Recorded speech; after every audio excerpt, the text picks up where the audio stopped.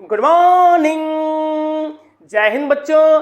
दीपक sir की पाठशाला में आप सभी का स्वागत और अभिनंदन है। आज मैं क्लास 12 के बच्चों के लिए प्रीवियस ईयर क्वेश्चंस लेकर के आया हूं। आपके स्क्रीन पर देखिए, ये क्वेश्चन पेपर ओपन है जो 2025 में आया हुआ था। और इस पेपर के जो क्वेश्चंस हैं, सबसे पहले हम एमसीक्यू क्वेश्चन को सॉल्व करने की कोशिश करते हैं और उसके पीछे छिपे हुए जो कॉन्सेप्ट है उसको हम आपको समझाने की कोशिश करेंगे। और आप देखते रहिए, दीपक सर आपको एमसीक्यू के क्वेश्चन को कैसे फटाफट सॉल्व करने की कोशिश करते हैं। चलिए देखिए, ये मैथमेटिक्स का पेपर है और ये क्वेश्चन पेपर कोड आपका लिखा हुआ है। और देखिए, ये जो पेपर आपका आता है वो दोनों ही लैंग्वेज में रहता है। ये इंस्ट्रक्शंस लिखे होते हैं, इसको आप पहले से ही पढ़ लीजिएगा।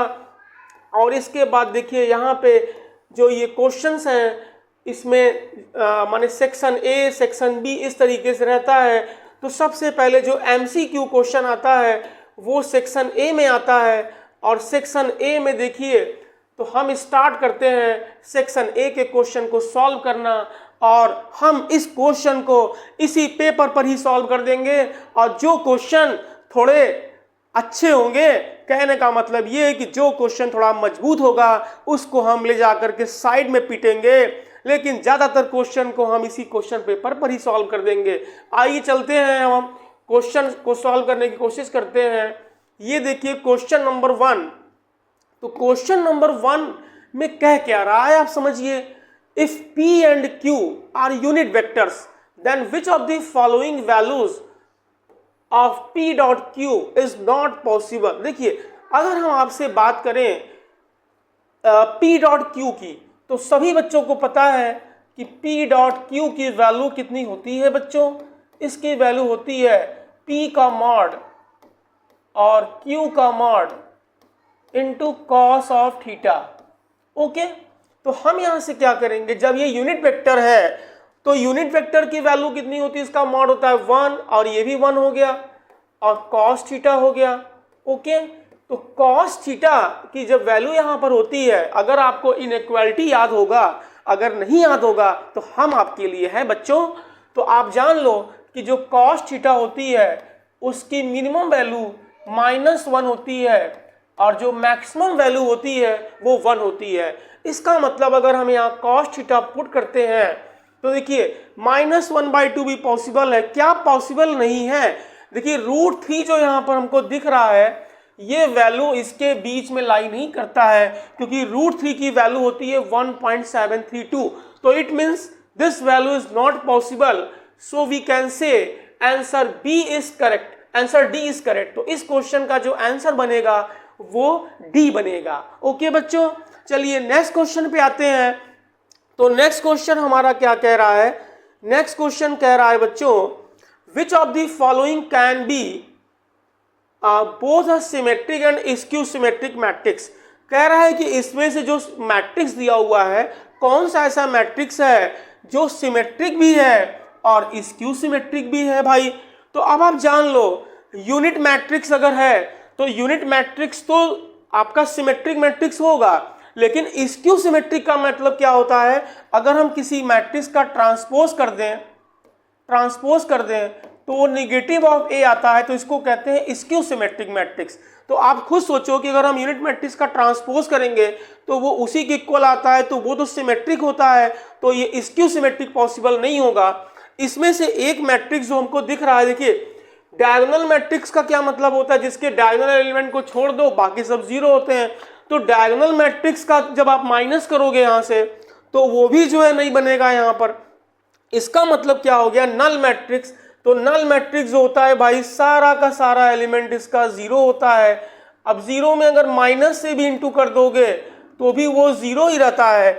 इसका मतलब इसका ट्रांसपोज करोगे तो भी यही आएगा, और इसमें फिर माइनस से मल्टीप्लाई करोगे तो भी यही आएगा। इसका मतलब क्या होगा, क्वेश्चन नंबर 2 का सी आंसर आएगा, नल मैट्रिक्स। ओके बच्चों, चलिए अब हम 2 क्वेश्चन को सॉल्व कर लिए हैं।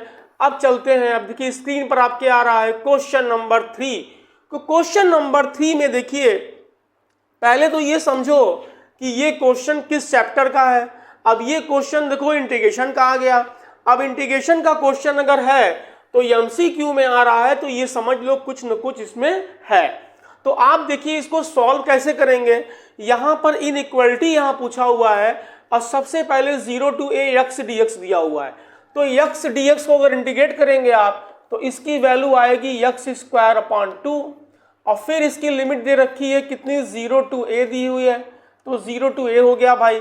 तो MCQ क्वेश्चन में आप इतना तो पहले अपने मन में ही कर लेना भाई, क्योंकि यहाँ पे टाइम भी कम रहता है और हम इस क्वेश्चन को इसी स्पेस में करने की कोशिश कर रहे हैं। आपको डायरेक्ट यहाँ पर a²/2 लिखना चाहिए था, चलो कोई बात नहीं है। तो इसकी वैल्यू बच्चों आएगी a²/2।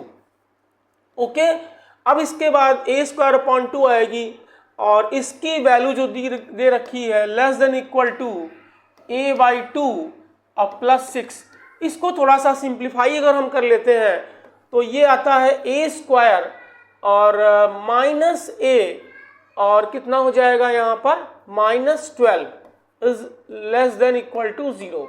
अब इसको फैक्टराइज कर लो, तो फैक्टराइज करोगे तो क्या आएगा बच्चों, a-4 आएगा और a+3 आएगा। तो 12th क्लास के बच्चों को फैक्टराइजेशन भी फास्ट करने आना चाहिए। जैसा कि हमने देखो डायरेक्ट कर लिया, यहाँ पर a² है तो a और a लिख दो। अब 12 का ऐसा फैक्टर करना है कि 4 - 3 1 आना चाहिए, यहाँ 1 दिया है तो हमने 4 लिख दिया और यहाँ 3 लिख दिया। अब यहाँ निगेटिव में a है तो इसका मतलब 4 का साइन जो होगा ज़्यादा होगा। तो यहाँ देखो इनइक्वालिटी आ गई, a-4 और a+3 <0, तो लेस फार होता है लाई। इसका मतलब क्या हो जाएगा यहाँ से, -3 is less than equal to a और less than equal to 4। तो -3 less than equal to a less than equal to 4, ये ऑप्शन कौन से वाले का है देखो, तो ये ऑप्शन है मेरा C।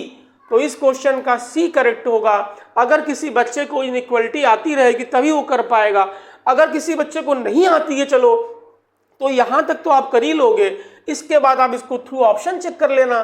थ्रू ऑप्शन चेक करना है तो आप पहले यहाँ पर नंबर लाइन बना देना और यहाँ देखो इसको 0 करोगे तो ये -3 आएगा और ये 4 आएगा। तो यहाँ पहले आप जीरोस फाइंड कर लीजिए इसका। और अब देखिए -3 से अगर कम वैल्यू अगर कोई पुट करोगे यहाँ पे, तो -3 से पहले अगर कोई वैल्यू पुट करोगे तो सेटिस्फाई नहीं करेगा, जो दोनों को सेटिस्फाई करेगा वही आंसर आएगा। तो आप अपने मेथड से चेक कर लेना। वैसे मेरा मेथड जो है वो यही है, x - अल्फा x - बीटा अगर <0 होता है तो लेस फार लाई होता है। इसका मतलब a की वैल्यू -3, छोटा वाला जो है ये -3 है और बड़ा वाला 4 है, तो -3 और 4 के बीच में लाई करेगा। ओके, तो चलिए अब हम चलते हैं क्वेश्चन नंबर 4 पर। तो क्वेश्चन इसका पहले आप ट्रांसपोज कर दो और जब ट्रांसपोज करोगे तो इसका ट्रांसपोज होगा और इसका ट्रांसपोज करोगे तो B ट्रांसपोज B आ जाएगा और ये A ट्रांसपोज हो जाएगा और माइनस, फिर इसको जब ओपन करोगे तो ये हो जाएगा AB ट्रांसपोज और इसमें से माइनस कॉमन ले लो, तो माइनस कॉमन जब लोगे तो ये हो जाएगा AB ट्रांसपोज और -BA ट्रांसपोज। ओके, तो देखिए यहाँ से इसकी वैल्यू जो आ रही है वो ये x था, तो इसकी अगर इसको हमने x ट्रीट किया होता तो ये आपका होता -x ट्रांसपोज।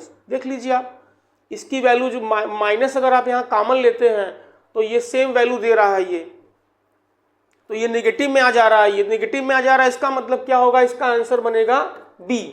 ओके, चलिए नेक्स्ट क्वेश्चन पे चलते हैं। तो नेक्स्ट क्वेश्चन हमारा कह रहा है cos π/6 और प्लस cot इनवर्स -√3, इसकी वैल्यू फाइंड करनी है। तो इसकी वैल्यू अगर हमको फाइंड करनी है तो हम देखिए इसको बहुत ही इजी वे से सॉल्व करने की कोशिश करते हैं। cot इनवर्स अगर माइनस होता है तो इसकी वैल्यू आती है सबसे पहले पाई माइनस, तो इसको आप पहले लिख दो बच्चों पाई माइनस और ये हो गया cot इनवर्स √3। और cot इनवर्स √3 की वैल्यू कितनी होती है, cot 30 की वैल्यू होती है -√3।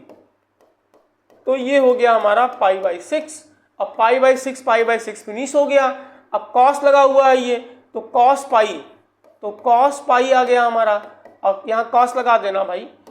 MCQ क्वेश्चन को ऐसे कर सकते हो, कोई दिक्कत नहीं है। cos π की वैल्यू होती है -1, तो -1 का मतलब क्या हो गया, 5 का आंसर क्या बनेगा, A बनेगा। ओके, इस तरह से हमारे 5 क्वेश्चन सॉल्व हो गए। अब चलिए हम और चलते हैं क्वेश्चन नंबर 6 में, क्वेश्चन नंबर 6 क्या कहता है देखो, if P and Q are respectively the order and degree of the differential equation this, okay, P कह रहा है कि इसका ऑर्डर है और Q क्या है, डिग्री है। तो सबसे पहले हम P और Q की वैल्यू फाइंड करेंगे। तो इसको अगर आप सॉल्व करने की कोशिश करते हो तो यहाँ देखो dy बाई डी एक्स का होल क्यूब दे रखा है, तो यहाँ से डिफ्रेंशिएट करोगे चेन रूल से, तो पहले तो ये हो जाएगा 3dy बाई डी एक्स का होल स्क्वायर, और इसके बाद dy बाई डी एक्स को अगेन डिफ्रेंशिएट करोगे तो d2y by D x square बनेगा। तो इसका मतलब क्या हुआ कि इसको देखो 2 टाइम डिफ्रेंशिएट किया गया है, तो इसकी जो ऑर्डर है इसका वो कितना हो गया, 2 हो गया, और हाईएस्ट और जो ऑर्डर होता है उसका उस पर पावर कितना है, 1, तो Q की वैल्यू 1 हो गई। तो P माइनस Q अगर आप करते हैं तो 2 माइनस 1 की वैल्यू कितनी आती है, 1, तो 1 का मतलब क्या हो गया, 6 का आंसर B बनेगा। तो इस तरीके से ये क्वेश्चन था। फिर क्वेश्चन नंबर 7 की बात कर लो, तो क्वेश्चन नंबर 7 क्या कहता है, the function f(x) equal to x square minus 2x plus 6 is increasing. तो इंक्रीजिंग डिक्रीजिंग फंक्शन अगर आता है तो सबसे पहला काम उसको डिफरेंशिएट करो, और इंक्रीजिंग है तो ग्रेटर देन 0 और डिक्रीजिंग है तो लेस देन 0 कर दो। तो इसको तुरंत डिफरेंशिएट करो भाई, एमसीक्यू क्वेश्चन को ऐसे ही करता हूं मैं। तो 2x माइनस 4 आएगा, ये 0 आएगा, और इसको ग्रेटर देन 0 कर दो। अगर स्ट्रिक्टली लिखा हुआ है तो यहाँ केवल ग्रेटर देन होगा, केवल इंक्रीजिंग लिखा हुआ है तो आप ग्रेटर देन इक्वल लगा सकते हो। तो ये हो गया यहाँ से x greater than equal to 2। तो 2 से ज्यादा वाला देखो कौन सा आंसर आ रहा है, वो D बहुत आसानी से दिख रहा है। तो इस तरीके से इस क्वेश्चन का आंसर क्या हो जाएगा, 7 का D हो जाएगा। चलिए हम नेक्स्ट क्वेश्चन पे चलते हैं हम लोग। नेक्स्ट क्वेश्चन है क्वेश्चन नंबर 8। ये आ गया लाइन, स्ट्रेट लाइन का क्वेश्चन है जो वेक्टर इक्वेशन होता है। तो इसमें कह रहा है कि ये एक लाइन दिया हुआ है और ये किस पॉइंट से पास हो रहा है। तो आपको याद होना चाहिए कि अगर कोई लाइन किसी पॉइंट से पास होता है और वो किसी लाइन के पैरेलल होता है, ओके, तो उसका जो इक्वेशन होता है वो हम लोग वेक्टर फॉर्म में भी जानते हैं, स्केलर फॉर्म में भी जानते हैं। तो यहां से अगर आप देखने की कोशिश करोगे तो आपको देखो x इक्वल टू, मैं समझाने की कोशिश कर रहा हूं कि इसका वैल्यू कार्टेशियन फॉर्म में क्या होता है। देखो x इक्वल टू होता है x1 और प्लस यहाँ पर जो कांस्टेंट दे रखा है ये 5 म्यू दिया हुआ है। तो ये जो पॉइंट्स होते हैं x1 y1 z1, तो x1 की वैल्यू डायरेक्ट अगर देखो यहाँ से तो कितनी दिख रही है, 1 दिख रही है, और यहाँ से y1 की वैल्यू कितनी दिख रही है, -5 दिख रही है, और यहाँ पर z1 की वैल्यू दिख रही है -6। तो हम क्यों कुछ और सोचें, हम डायरेक्ट यहाँ से सीधे हमको दिख रहा है पॉइंट्स हमारा, तो पॉइंट की वैल्यू हो गई, तो ये आंसर इसका कितना आ जाएगा, C आ जाएगा। चलिए अब हम नेक्स्ट क्वेश्चन करने की कोशिश करते हैं। क्वेश्चन नंबर 9 जो है वो एरिया बाउंडेड बाय कर्व का क्वेश्चन है, और एरिया बाउंडेड बाय कर्व का मतलब हो गया एप्लीकेशन ऑफ इंटीग्रेशन। तो इंटीग्रेशन का जो एप्लीकेशन है उसमें अगर आप एरिया बाउंडेड का अगर फॉर्मूला अगर समझोगे तो वो क्या होता है, देखो मैं दोनों समझा दे रहा हूं बच्चों आपको। अगर इस तरीके से कोई कर्व है और आपको यहां से जो एरिया बाउंडेड है इसकी वैल्यू फाइंड करनी है, तो ये देखो x की लिमिट है a टू b, तो इसकी वैल्यू आती है a टू b, और ये होता है y dx, क्योंकि यहां से हम जब स्ट्रिप लेंगे कोई तो ये होता है dx होता है। तो अगर x एक्सिस पर अगर एरिया बाउंड होता है तो y dx होता है।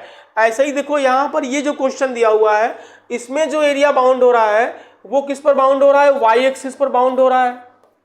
जब y एक्सिस पर बाउंड होगा तो हम यहाँ, ये ओरिजिन से स्टार्ट हो रहा है, तो 0 से लेकर के यहाँ तक की वैल्यू 4 दी हुई है, ये 4 हो गया, और यहाँ पर x dy होता है, x dy होता है। तो x की वैल्यू अगर आप यहाँ से फाइंड करें कर्व से, तो x की वैल्यू यहाँ से आएगी √y। तो बस यहाँ कुछ करना थोड़ी था, यहाँ पर आप √y लगा दो और ये dx कर दो। तो ये आंसर चेक कर लो कौन सा है, तो ये आंसर जो मैच कर रहा है वो देखो इसका आंसर है D। तो D मैच कर रहा है 0 to 4 और y dy। तो इस तरीके से अगर आप देखोगे तो इस क्वेश्चन का जो आंसर बनेगा वो D बनेगा। ओके, अब हम चलते हैं फटाफट क्वेश्चन नंबर 10 को सॉल्व करने की कोशिश करते हैं। तो हिंदी इंग्लिश दोनों में दिया रहता है भाई, जिसको हिंदी में समझ में आता है वो हिंदी वाला भी समझ सकता है। देखिए क्वेश्चन नंबर 10, तो क्वेश्चन नंबर 10 जो दिया हुआ है वो प्रोबेबिलिटी से स्टार्ट है। अब देखिए प्रोबेबिलिटी के यहाँ 2 क्वेश्चन दिए हुए हैं और दोनों क्वेश्चन को देखिए बहुत इजीली सॉल्व करने की कोशिश करेंगे। इसमें कह रहा है ई और F R 2 event such that probability of event greater than 0, okay. और यहाँ पी एफ की वैल्यू जो है वो नॉट इक्वल टू 1 दे रखी हुई है। तो आपको प्रोबेबिलिटी फाइंड करनी है पी ई नॉट और एफ नॉट की। तो अगर किसी को फॉर्मूला अगर इसका याद है तो अच्छी बात है, और नहीं याद है तो दीपक सर है ही है। तो सबसे पहले इसको चेंज कर लो बच्चों, ये आपका हो जाएगा P E not intersection F not upon P F not, यही फॉर्मूला होता है इसका। अगर यहाँ पर पी ए ऑब्लिक बी होता है तो इसकी वैल्यू होती है पी ए इंटरसेक्शन बी और अपॉन पी बी होती है। अब देखो ये यहाँ फॉर्मूला यूज करेंगे हम। यहाँ पर अगर इसमें अगर आप होल नॉट लगाना चाहते हो तो ये तुरंत जो है इंटरसेक्शन जो होता है वो यूनियन पे आ जाता है, ओके। और ये वही रहेगा, सिंपल ये फॉर्मूला बेस्ड क्वेश्चन था।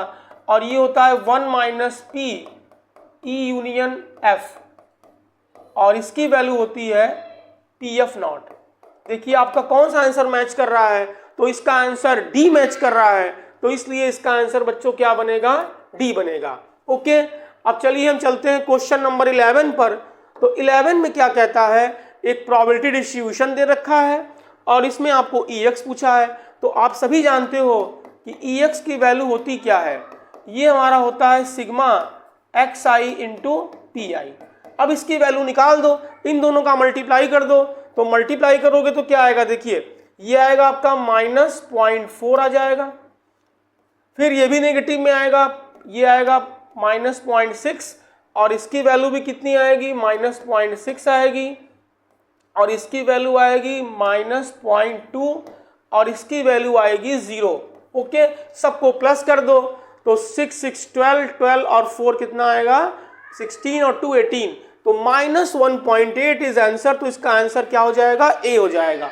तो इस तरीके से देखिए हमने 11 क्वेश्चन को सॉल्व कर दिया। अब चलिए और क्वेश्चन में चलते हैं। ये देखिए क्वेश्चन वेक्टर का बहुत ही अच्छा क्वेश्चन है, इंपॉर्टेंट क्वेश्चन है। इसमें कह रहा है कि आपको प्रोजेक्शन किसका निकालना है, ए का निकालना है और किस पर निकालना है, बी का निकालना है। तो सबसे पहले इसका ट्रिक समझ लो। अगर सपोज करो कि ये हमारा हो गया वेक्टर बी और ये हो गया समझ लो वेक्टर ए और ये एंगल हो गया थीटा, तो ए का प्रोजेक्शन निकालना है। तो ये जो आपका आएगा यहाँ से यहाँ तक, इसको कहते हैं projection of A on vector B और इसकी वैल्यू कितनी होती है, मॉड ए कॉस थीटा। और मॉड ए कॉस थीटा की वैल्यू अगर आप डॉट प्रोडक्ट से करोगे तो A dot B upon mod B होता है ये, क्योंकि आप जानते हैं कि ए डॉट बी की वैल्यू होती है mod A mod B cos theta. तो सिंपल जिसका प्रोजेक्शन निकालना है ए डॉट बी रहेगा ही, अपॉन में ए का निकालना है तो बी का मॉड रहेगा, बी का अगर बी का प्रोजेक्शन निकालना है तो ए का मॉड रहेगा। तो देखिए आप प्रोजेक्शन की वैल्यू क्वेश्चन में दे रखी है कितनी, 4 यूनिट, तो इसको 4 लिख दो और ए डॉट बी की वैल्यू डायरेक्ट यहाँ कर लो। तो इसका जब डॉट करोगे तो आई वाला बचेगा तो ये हो जाएगा 2 अल्फा और जे वाला करोगे तो +6 आएगा और के का इंटू करोगे तो 12 आएगा और अपॉन में कितना आएगा, मॉड ऑफ बी। तो बी का मैग्नीट्यूड निकालोगे तो 2 का स्क्वायर 4 और 6 का स्क्वायर 36 और 3 का स्क्वायर 9। तो इसको सॉल्व करोगे तो ये 49 आएगा, इसका स्क्वायर रूट 7 निकलेगा तो 28 हो गया और -12 और 6 कितना होता है 18 और इक्वल टू 2 अल्फा आएगा। तो यहाँ 2 से डिवाइड हो जाएगा और इसकी वैल्यू कितनी आ जाएगी बच्चों 10 और 10/2 को हम लोग 5 कहते हैं। तो अल्फा की वैल्यू यहाँ से कितनी आ गई, 5 आ गई। तो 5 का मतलब माने तो आंसर डी इसका करेक्ट हो जाएगा बच्चों। तो इस तरीके से देखिए ये इस फॉर्मूले के यूज से हमने इस क्वेश्चन को सॉल्व कर दिया। चलिए हम नेक्स्ट क्वेश्चन पे चलते हैं। तो नेक्स्ट क्वेश्चन हमारा क्या कहता है, इक्वेशन ऑफ लाइन। देखिए फिर से क्वेश्चन आ गया उसी पर बेस, एक ही पेपर में 2 क्वेश्चन एक ही टॉपिक पे आ गया। Equation of line parallel to vector this and passing through the point this. अगर हम कहें कि आप यहाँ से इक्वेशन फॉर्म करिए तो कार्टेशियन फॉर्म में ये दे रखा है, तो x इक्वल टू अभी मैंने आपको बताया क्या होता है, x1 प्लस लैम्डा इंटू जो वहाँ पर इसका वैल्यू दिया रहेगा जिसके पैरेलल है वो। तो पैरेलल किसके है वो 3i cap plus j cap plus 2k cap के। सबसे पहले यहाँ पर x1 लिखते हैं तो ये 4 हो गया हमारा, ओके। और प्लस यहाँ पर जो आर्बिट्रेरी कांस्टेंट यूज किया है वो t यूज किया है, तो 3 इंटू टी हो जाएगा। और y की वैल्यू अगर करोगे तो पॉइंट पहले कितना दिया है, -3 दिया है, और फिर यहाँ से यहाँ देखो 1 दिया हुआ है तो प्लस t हो जाएगा ये। और z की वैल्यू निकालोगे तो पॉइंट में z की वैल्यू कितनी दी हुई है, 7, और यहाँ 2 दिया है तो प्लस 2t। तो यहाँ देखो कौन सा आंसर मैच कर रहा है बच्चों, x इक्वल टू 4t। देखो ये गलत हो गया, इसमें 4t नहीं है, 3t वाला चेक करो तो 3t प्लस 4 यहाँ भी है, यहाँ y में -3 आ रहा है तो ये गलत है। 3t प्लस 4 y में t -3 है, ये यहाँ तक सही है, और 2t प्लस 7, ओके। तो इसका आंसर क्या बनेगा हमारा, सी बनेगा। देखो कितना इजी वे में मैंने सॉल्व कर दिया। हम लोग 13 क्वेश्चन तक पहुंच चुके हैं। अब क्वेश्चन नंबर 14 की बात करते हैं। तो क्वेश्चन नंबर 14 में कह रहा है a line makes angles 3 π/4 π/3 and theta with the positive direction of x axis, okay, and then value of theta. आपको थीटा की वैल्यू निकालनी है। तो एक टॉपिक यहाँ पर था डायरेक्शन कोसाइन, आपने पढ़ा होगा। तो डायरेक्शन कोसाइन का मतलब क्या होता है, cos alpha, cos beta, cos gamma, where alpha, beta and gamma are the inclination of line with positive x axis, z axis and y axis. तो यहाँ पे एक फॉर्मूला होता है और वो क्या होता है, cos square alpha plus cos square beta और प्लस कॉस स्क्वायर गामा की वैल्यू कितनी होती है, 1 होती है। तो आप पहले वो फॉर्मूला लिख लो। तो कॉस स्क्वायर अल्फा, तो अल्फा का मतलब ये एंगल हो गया 3 π/4, चलो 3 π/4 हमने लिख दिया, और प्लस कॉस स्क्वायर हमने कर दिया बीटा, बीटा हमने लिख दिया π/3, और प्लस कॉस स्क्वायर गामा। तो गामा के जगह यहाँ बच्चों कितना एंगल दिया हुआ है, थीटा दिया हुआ है, इसकी वैल्यू 1 होती है, ओके। तो कॉस 3/4 की वैल्यू होती है -1/√2, इसका स्क्वायर करोगे तो ये वैल्यू आएगा 1/2, और कॉस 60 डिग्री है, इसकी वैल्यू 1/2 होती है तो ये 1/4 हो गया, और ये cos square theta is equal to 1। यहाँ से जब आप सॉल्व करोगे तो कॉस स्क्वायर थीटा की वैल्यू आ जाएगी 1 माइनस, इन दोनों को सम करोगे 3/4 आता है ये, तो ये कितना हो गया 1/4। तो कॉस थीटा की वैल्यू आ जाएगी ±1/2। तो थीटा की वैल्यू यहाँ कितनी आएगी, देखो π/3 भी बनेगी, सो मैनी पॉसिबल वैल्यूज इसके आएंगे। तो ये देखो π/3 भी हो गया। यहाँ से अगर हम पॉजिटिव की बात करते हैं तो -π/3 भी बनेगा, और अगर हम यहाँ -1/2 की बात करते हैं तो 2π/3 आएगा, और पाई प्लस π/3 4π/3, ये सारे वैल्यूज पॉसिबल होंगे। तो इसमें देखो केवल डी ऑप्शन जो दे रखा है इसमें दोनों दिया है, लेकिन ये और वैल्यूज पॉसिबल होंगे। तो इस क्वेश्चन का जो आंसर बनेगा वो चारों में से कोई नहीं बनेगा। और इस क्वेश्चन का आंसर अगर किसी बच्चे ने कोई भी आंसर लिखा होगा तो उसको फुल मार्क्स मिला था, इस पेपर में ये ड्रॉबैक था, ओके। अब चलते हैं हम बच्चों क्वेश्चन नंबर 15 की। देखिए क्वेश्चन नंबर 15 की अगर हम बात करें तो फिर देखो ये क्वेश्चन किससे बन गया हमारा, ये बन गया हमारा लीनियर प्रोग्रामिंग का क्वेश्चन। देखिए सब बच्चों को पता है, बच्चे लीनियर प्रोग्रामिंग के क्वेश्चन को तुरंत पहचान लेते हैं, क्योंकि उसमें एक इक्वेशन दिया रहता है और उसमें इनइक्वलिटी रहता है। देखिए ये जो है z, तो आप सब जानते हैं कि z जो होता है वो प्रॉफिट फंक्शन होता है। यहाँ प्रॉफिट दे रखा है पहले से ही, और आप जानते हैं कि यहाँ पर आपको कुछ करना ही नहीं। इतने बड़े क्वेश्चन को अगर पढ़ोगे तो बहुत टाइम जाएगा। सिंपल फंडा मैं समझा रहा हूँ ऐसे क्वेश्चन का। अगर आपको कोई प्रॉफिट फंक्शन दे रखा है और उसमें x और y जो है वो आइटम्स हैं, यूनिट्स हैं, तो आप ये जान लो कि प्रॉफिट फंक्शन जो होता है वो x और y का कंबाइंड प्रॉफिट होता है। तो कंबाइंड प्रॉफिट का देखो यहाँ पे कौन सा दिया हुआ है option, objective function maximize difference, ये गलत हो गया, ये पॉसिबल ही नहीं है। टोटल प्रोडक्शन, प्रोडक्शन से मतलब ही नहीं है क्योंकि ये तो प्रॉफिट है।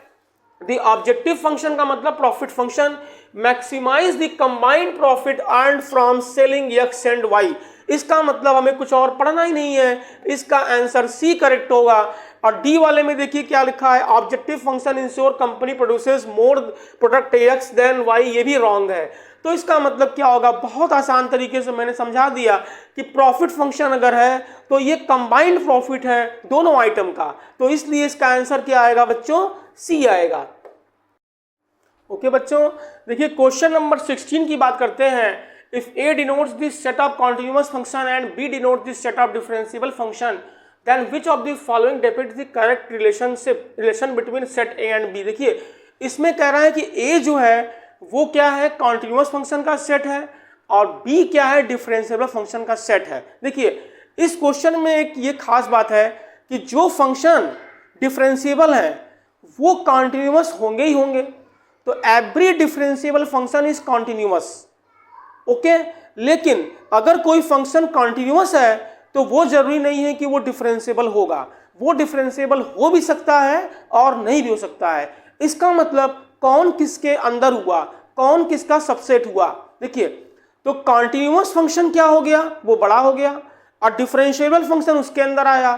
तो हम यहां पर जब डिफरेंशिएबल फंक्शन को कॉन्टिन्यूअस फंक्शन के इनसाइड कर देते हैं तो ये यहां फंडा लागू होता है, क्योंकि b क्या है यहां पर, वो डिफरेंशिएबल फंक्शन है, ये हमारा डिफरेंशिएबल फंक्शन है, और a हमारा क्या है बच्चों, कॉन्टिन्यूअस फंक्शन है। ओके, तो इसका मतलब क्या हो गया कि सारे जो डिफरेंशिएबल फंक्शन होते हैं वो कॉन्टिन्यूअस फंक्शन होते हैं, लेकिन सारे कॉन्टिन्यूअस डिफरेंशिएबल नहीं है। इसका मतलब हो गया हमारा answer B is correct. Okay, चलिए अब हम चलते हैं क्वेश्चन नंबर 17 पर, और जल्दी से हम 20 MCQ पूरा कर लेंगे। क्वेश्चन नंबर 17 बहुत अच्छा क्वेश्चन है। इसमें कह रहा है 4 फ्रेंड्स हैं, नाम से हमको क्या मतलब है, वे आर आस्क्ड टू सिंप्लीफाई। इसको हमको सिर्फ सिंप्लीफाई करना है भाई, तो सिंप्लीफाई कर दो, और सिंप्लीफाई कर दो, जिसका सही होगा 4 लोग मिलके क्वेश्चन करते हैं, जिसका सही होता है उसी का सही होता है। तो यहाँ पर हमको सिर्फ सॉल्व करना है। देखिए तो 4ab और 3ab को प्लस करेंगे, 4ab और 3ab को जब प्लस कर देंगे तो ये हो जाएगा 7ab, और यहां से 3ba आया और -4ba, तो यहां लाइक टर्म के हिसाब से इसको माइनस कर दो तो ये 3ba आ गया। अब 7ab में से सॉरी यहां पर 3ba था, तो यहां पर सिर्फ ba बचेगा। तो 7ab माइनस ba अगर करोगे तो ये ऑप्शन किसका सही है, बीना का करेक्ट है। तो बीना यहां पर बी नंबर पे है, तो इस क्वेश्चन का आंसर क्या बनेगा, बी बनेगा। ओके बच्चों, चलिए अब हम नेक्स्ट क्वेश्चन पे चलते हैं। नेक्स्ट क्वेश्चन हमारा 18 नंबर है। 18 नंबर क्वेश्चन को देखो तो ये बहुत ही इजी क्वेश्चन हमको दिख रहा है स्क्रीन पर। इस क्वेश्चन में कह रहा है a square minus B square की value a minus b into a plus b कब हो सकती है, क्योंकि ये तो स्क्वायर डिफरेंस का फॉर्मूला है, ये नंबर सिस्टम पर लागू होता है, मैट्रिक्स पर तो लागू होगा नहीं कि मैट्रिक्स पर भी हो जाएगा। अगर हम इसको मैट्रिक्स पर इंप्लीमेंट कराना चाहते हैं तो उसके लिए कंडीशन क्या होगा वो देखिए। इन दोनों का पहले आप मल्टीप्लाई कर दो, जब मल्टीप्लाई करोगे तो ये आएगा a इंटू, इसमें ऑर्डर का बहुत ध्यान देना पड़ता है बच्चों, a इंटू ए की वैल्यू a स्क्वायर आती है, फिर ये आएगा प्लस ab, और ये आएगा माइनस ba, अब फिर से यहाँ आएगा b into B square. Okay, तो यहाँ से देखो a square minus B square is equal to ये आ गया, तो ये और ये कैंसिल हो सकता है, और ये कैंसिल हो सकता है। तो ab minus b a equal to null matrix आ गया, तो it means ab equal to क्या हो गया बच्चों, ba हो गया। तो ये कंडीशन जिस ऑप्शन में दिया है वही आंसर आएगा, तो इस क्वेश्चन का जो आंसर बनेगा वो बी बनेगा। तो इस तरीके से देखिए 18 MCQ का सफर पूरा हो गया मेरा, और हमने आपको उसके पीछे का जो कॉन्सेप्ट था वो समझा दिया। अब दो बहुत इंटरेस्टिंग क्वेश्चन, बहुत अच्छे क्वेश्चंस बचे हुए हैं, जिसको कि हम जानते हैं एजर्सन और रीजनिंग के नाम से। तो एजर्सन और रीजनिंग क्वेश्चन की प्रैक्टिस आप पहले से ही कर चुके हो बच्चों, वो उसमें आपको कुछ समझाने की जरूरत नहीं है। इसमें 2 स्टेटमेंट्स जो रहते हैं वो दिए रहते हैं, एक एजर्सन और एक रीजन होता है। इसमें पहले स्टेटमेंट 1 को पढ़ते हैं और फिर स्टेटमेंट नंबर 2 को पढ़ते हैं, और फिर देखते हैं कौन सा ट्रू है कौन सा फॉल्स है। तो every point of the feasible reason of A linear programming problem is an optimal solution. देखिए ऑप्टिमल सॉल्यूशन वही हो सकता है जो उसके पॉइंट्स होते हैं बाउंड्री वाले। तो सारे पॉइंट तो उसके जो यहाँ फिजिबल रीजन आता है उसके तो होते नहीं है, तो इसलिए जो है इसका जो ये स्टेटमेंट दिया हुआ है ए वाला वो तो हमारा फॉल्स हो गया भाई। तो पहले तो आप क्या करो कि ये स्टेटमेंट को यहीं पर आप फॉल्स लिख लो, और सेकंड इसका जो रीजन दिया हुआ है कह रहा है the optimal solution for a linear programming problem exist only at one or more corner points of the feasible region. तो इसका मतलब क्या हो गया, ये वाला आपका जो है फॉल्स है और ये बच्चों क्या बन रहा है, ये ट्रू बन रहा है। तो आप देखो इसमें जो ऑप्शन नंबर डी है वो कहता है एजर्शन ए फॉल्स है और रीजन ट्रू है, तो इसलिए 19 का जो आंसर बनेगा वो डी बनेगा। ओके, अब देखिए क्वेश्चन नंबर 20 क्या कह रहा है, a equal to diagonal matrix 3 5 2 is a scalar matrix of order 3 cross 3। देखिए पहली बात तो ये डायगोनल मैट्रिक्स तो ये है, चलो इसके डायगोनल एलिमेंट 3 5 2 है, लेकिन ये स्केलर मैट्रिक्स कैसे हो जाएगा जब सारे एलिमेंट यहाँ इक्वल दे रखे हैं, तो ये स्केलर मैट्रिक्स तो होगा नहीं, तो ये तो वैसे ही फॉल्स हो गया हमारा। फिर इसका रीजन दिया है if diagonal matrix has all non zero elements equal, ठीक है, वो तो डेफिनेशन ही दिया है स्केलर मैट्रिक्स का, तो ये ट्रू हो गया बच्चों और ये फॉल्स हो गया, तो इसका भी आंसर बच्चों क्या बन जाएगा, डी बन जाएगा। तो इस तरीके से आपने देखा कि दीपक सर आपको क्लास 12th के बच्चों के लिए जो प्रीवियस ईयर 2025 का ये क्वेश्चन पेपर था उसके एमसीक्यू क्वेश्चन को हमने बहुत ही बेहतरीन तरीके से सॉल्व करने की कोशिश की है और उम्मीद करते हैं कि जब हम नेक्स्ट पेपर का एमसीक्यू कराएंगे तो आपको और समझ में आएगा। तो इस तरीके से हमने क्लास 12th के बच्चों के लिए PYQ सीरीज स्टार्ट किया है और इसको देखने के लिए आप मेरे चैनल से जुड़े रहिए और जो बच्चे नहीं जुड़े हुए हैं वो सब्सक्राइब कर लें ताकि उनको मैं सारे क्वेश्चन पेपर सॉल्व करा दूंगा। और जब प्रीवियस ईयर के क्वेश्चन सॉल्व रहेंगे आप पहले से ही प्लान करके जाओगे तो फटाफट आप अपना ट्रिक का यूज करोगे और क्वेश्चन आपका बहुत जल्दी सॉल्व हो जाएगा। Thanks for watching.